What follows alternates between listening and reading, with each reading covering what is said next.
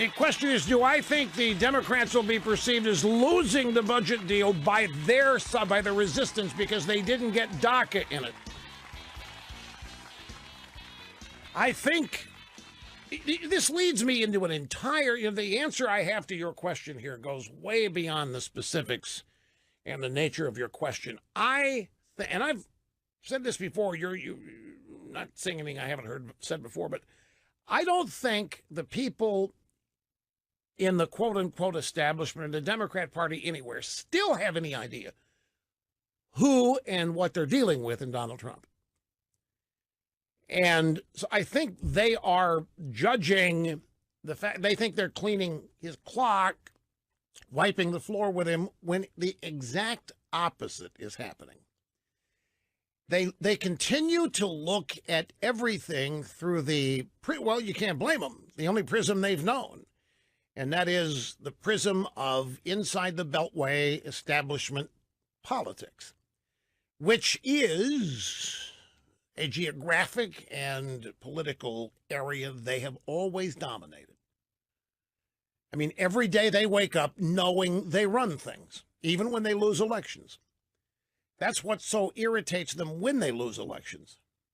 It doesn't work. They know they dominate and lead everything, and yet they lose elections. It doesn't work. Losing this election to Trump, they still haven't figured out why, because they haven't the guts to admit to themselves why. And that's why they keep focusing on the dossier and Russia and so forth and Mueller, because they want to get rid of Trump. The real question that needs to be asked, and I'm not trying to deflect yours. The real question that needs to be asked here, the real question, are you listening to me? The real question that needs to be asked is, why aren't Republicans fit to be tied over this budget deal? You're asking me if the Democrats are going to take a lot of heat from their voters because there's no DACA in this. The real question is, where is the Republican voter uprising over this? This is so 180 degrees out of phase with what Republicans say they stand for. Smaller government, less government, balancing budgets, lowering government expenditures, particularly never expanding discretionary spending, attacking entitlements. And yet this thing has been greeted with pretty much a ho-hum and not much else.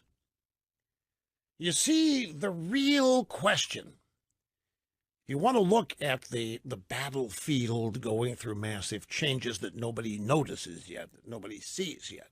You want to look at the political landscape changing right before your very eyes while you don't see it. The real question is, why aren't Trump's voters up in arms at him over this? They didn't campaign on this. And the Republicans sure as hell didn't. Now, some establishment Republicans like Mitch, they love this. I mean, there's plenty of Republicans that love government getting bigger.